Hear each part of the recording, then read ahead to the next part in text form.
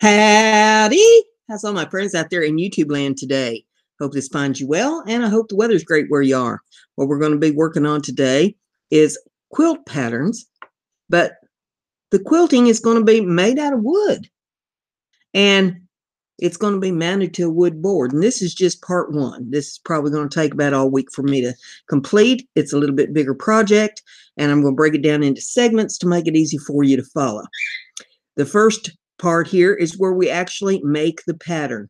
And I suggest that you pick out a pattern that's, if you're not used to quilting, you might want to make it relatively simple, beginner level quilt. And that's what I'm going to start off with here today. It's called a zigzag pattern. And it's done with 3 pieces. You got a square that's a little bit bigger, and got a little tiny square here, and then we have a rectangular piece. Those are the 3 pieces that we're using. And when I was a child, my grandmother used to quilt. We called her Granny. And Granny used to quilt, oh my goodness, hour after hour after hour. She'd sit there in that chair, humped up over top of that quilt loom and quilt, and she'd piece her own pieces. She did everything by hand. She didn't do any of it on a sewing machine. And I still have one of her quilts packed up upstairs. And she passed away in 1977. Gives you any idea how old that quilt is. And it is my most prized and treasured possession in all the world. But she taught me how to make a quilt pattern. And she used old cereal boxes. I'm using some cardboard cardstock here, and it's about the same texture and density as what a cereal box would be. And you got to figure out what size your pattern's going to be. Now, when I finish this up, it's going to be mounted on a 12 by 12 piece of wood. This is birch wood. Back this camera out maybe just a little bit. Maybe you get a little bit better view of it. But it's a 12 by 12 piece of birch wood. And that's what we're going to be mounting this to. And I'll show you here. You figure out what size you're going to want to make it. Now, I picked the zigzag pattern, and it goes like with get the camera there, with a diamond.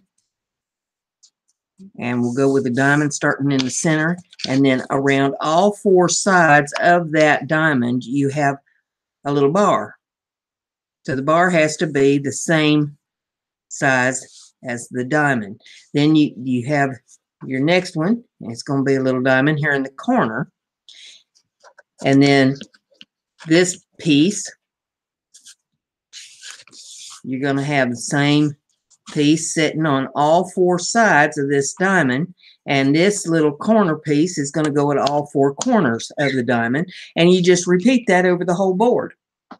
Now, what I decided to do, since it's a 12-inch board, I could have gone with 4-inch or 3-inch, because you want it to go in a multiple of whatever size your board is. Now, I could have gone with something way smaller than that, too, if I wanted a little teeny tiny piece to fool with. But I thought, to show you how to do this, we needed something of relative decent size to mess with here, so we weren't dealing with millions of puzzle pieces.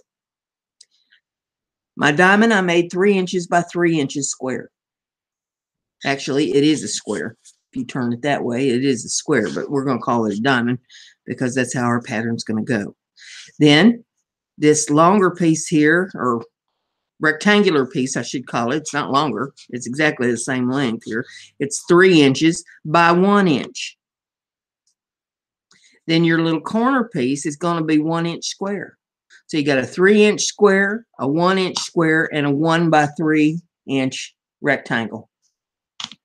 Very simple. Granny always wrote the name of her quilt pattern pieces on the pieces of cardboard, just in case any of them kind of got misplaced. And then she found them later and wondered, okay, now which pattern does this go to? It would say right on the pattern piece what pattern it was for. Then she would take her pattern pieces and she'd put them in an envelope.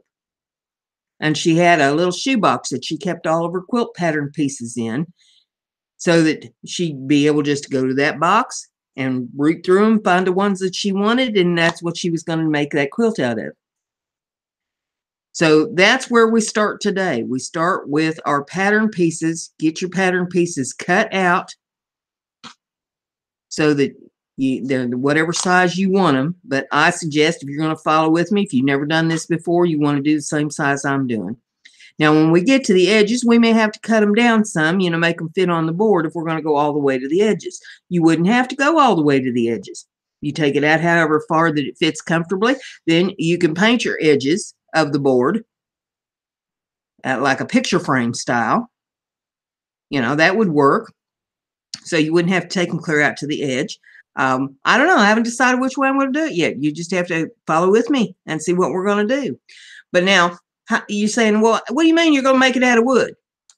Well, you can get these pieces of laminate. It's just a thin piece of wood, just a piece of laminate.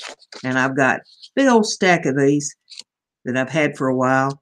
And I decided that this is what I'm going to do. I'm going to create an art form, and you can get them in all different colors and textures and sizes. And I mean, the list goes on these things, and they're real pretty. This one kind of looks like leopard spots on that one.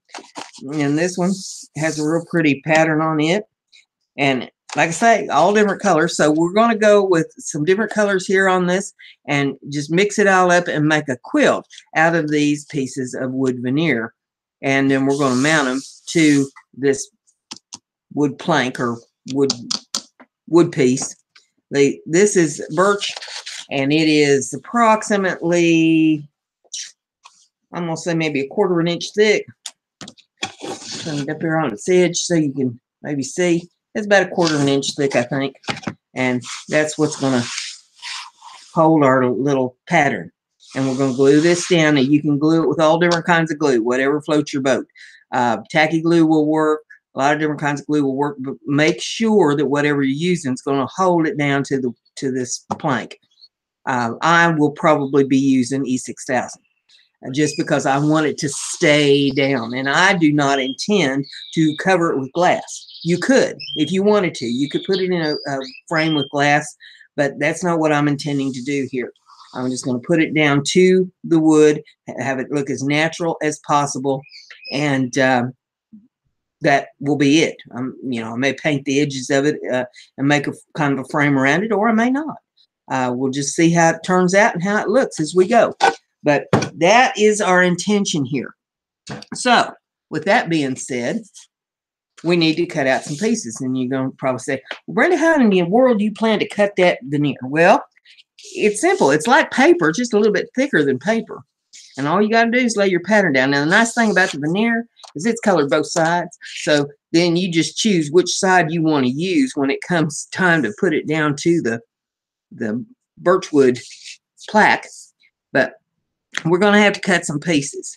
And I have determined that I'm probably going to need, I know I'm going to need at least 12 squares. And I'm going to make them out of different colors too. Because I don't want them, all to be the same in this. I want it to be colorful. And I'm just going to go around my square. I've got it squared up on the edges. And so I'm just going to go around it and make my little mark there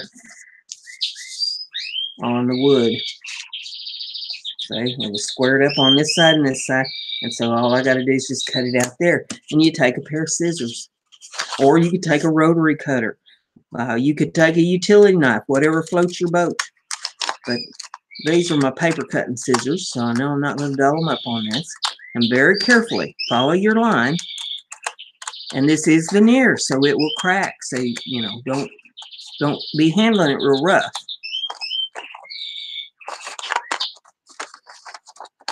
And if you get to a spot where your scissors don't want to go through, you might have to go to the utility knife and work on it. But this is cutting pretty nice. I'm just taking my time and easing through it real gentle. Just like that. And then we come over here on this line, and we're going to cut over to where we ended on that one. Now, when Granny did her quilts, of course, she's making them out of material. And she would stack up 3 or 4 pieces of cotton. She always made her quilts out of cotton. And then she'd cut through that with a good sharp pair of scissors, and she'd just stack them up. And when she got a big old stack of her quilt pieces over to one side, then she'd go through and start piecing them. She called it piecing them. She'd piece her quilt squares together. Then she'd take them to the ironing board and she'd iron the back of them so they're good and flat. And then she'd go to putting the squares together to make her quilt. And when she got like a row of them, then she'd sew the rows together. And when she got her rows all sewed together, she had a quilt top.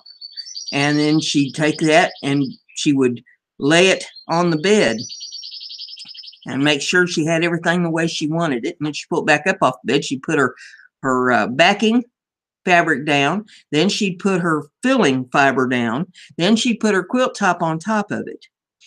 She would baste the 3 layers together. Big old running base stitches all the way through it, going both up and down and across it several places.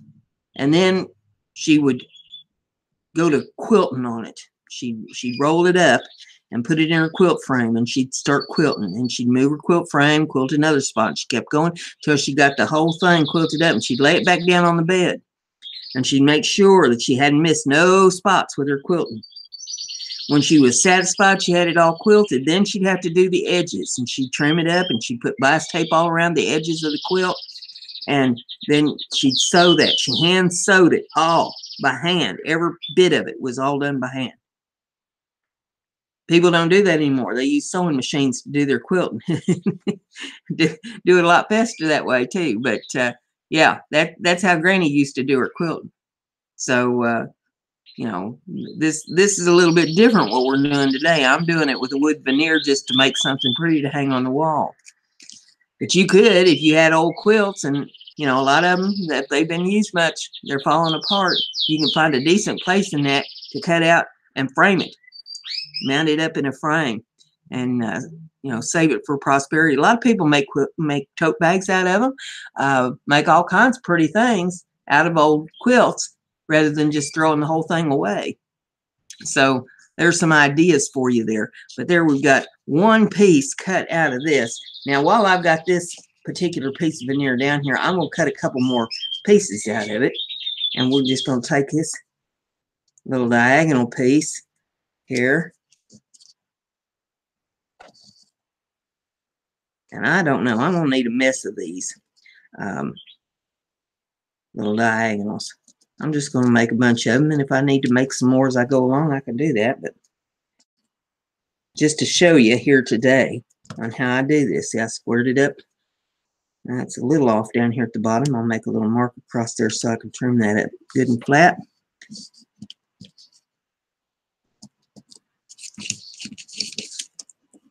And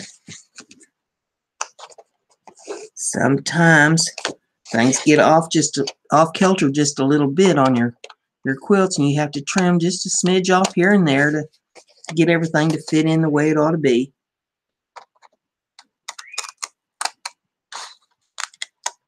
But if you're accurate with your measuring and you're accurate with your cutting, everything should go together nice and easy.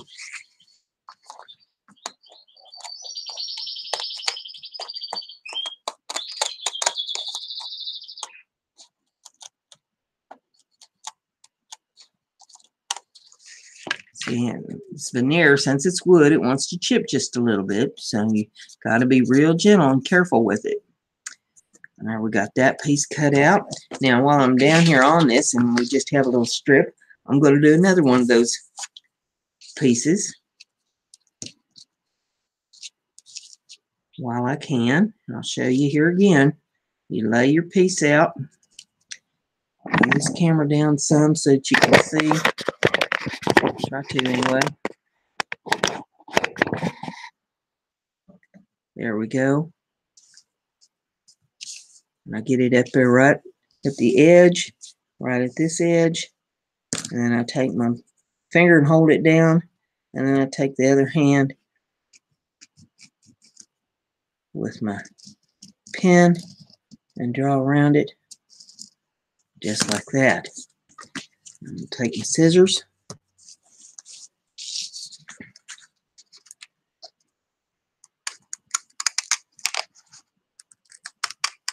Okay, right on that line.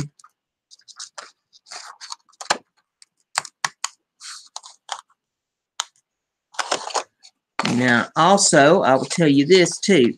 Granny found that once in a while, her cutting was off. You know, because we're not perfect. We make mistakes. And if she had some quilt pieces that was off, well, then, you know, they went back in the sack. Maybe she could cut a smaller piece out of that particular piece. She didn't throw nothing around till it got down to a smidge.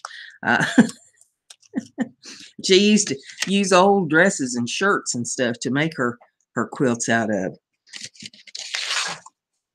Okay, now we got a little strippy piece here, and I'm just going to cut that off before I break it off, just like that. Now, I'm going to make a few of these little squares. There we go.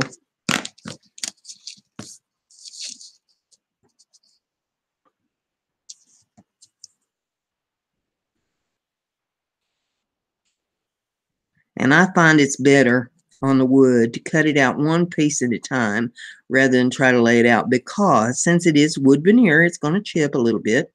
And if you try to say, we laid this one out and then we're going to come down here and we're going to lay another one out and cut and mark it off, and then another one. Well, if you go to chipping these as you cut, then your next piece is going to be off. So just cut them one piece at a time when you're working with the veneer. Don't try to make a production line out of it. Nice and easy.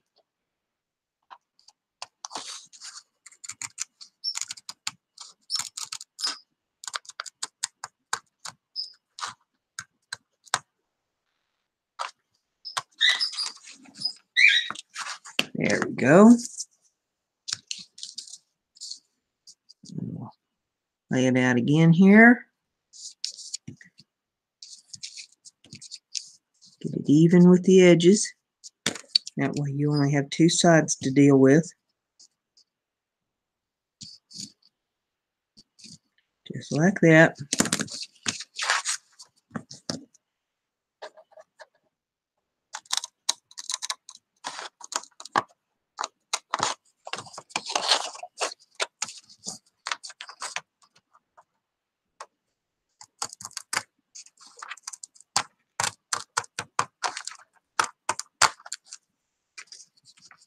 Yeah, notice, see, there's a little chip that come off right there. So that's why I say you only do this one piece at a time so that you know that you're getting the right measurement on them. Now this one, you can see here, down here at the bottom of this, is not even. So we're going to make a mark across the bottom of that so we get that trimmed up. Then we'll go across the top and up the side over here. And we had this side even. So that we know what we got to do here.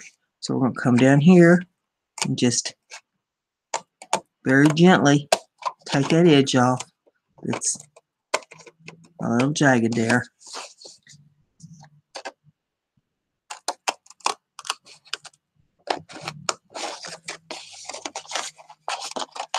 And go ahead and cut this piece out if we can get the scissors to fit in there.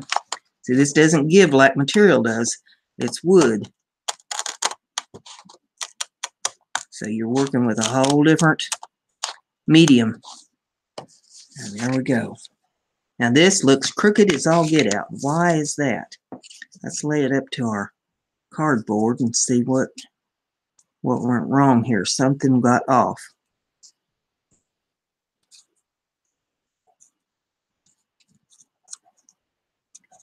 Something is not square.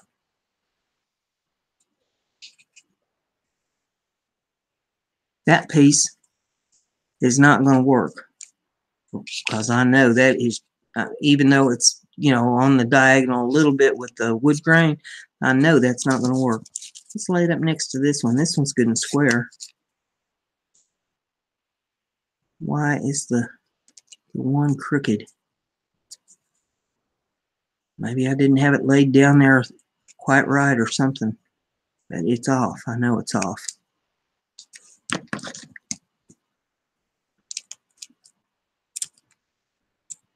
Square it up if I can, but if I can't,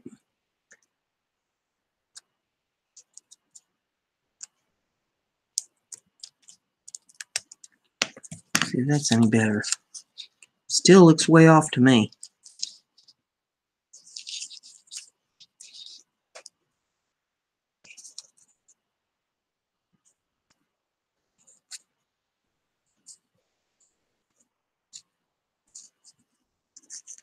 There's a corner.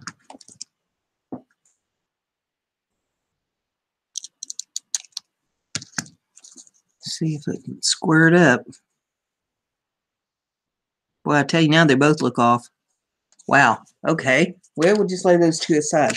Maybe we need to come in a different section here on this. Make sure we get the bottom square. Get the side square. Okay, that looks good.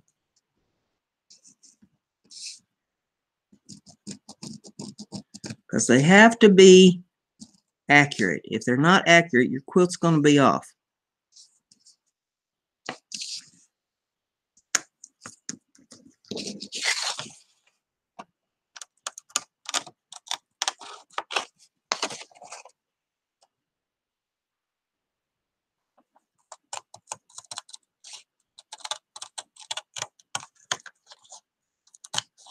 Okay, that one's square.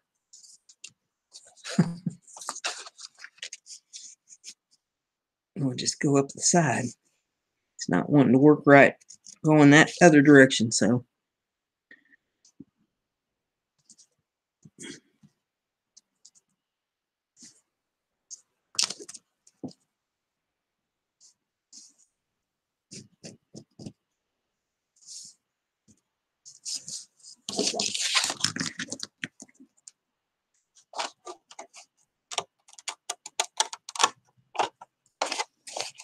And we'll cut it this way.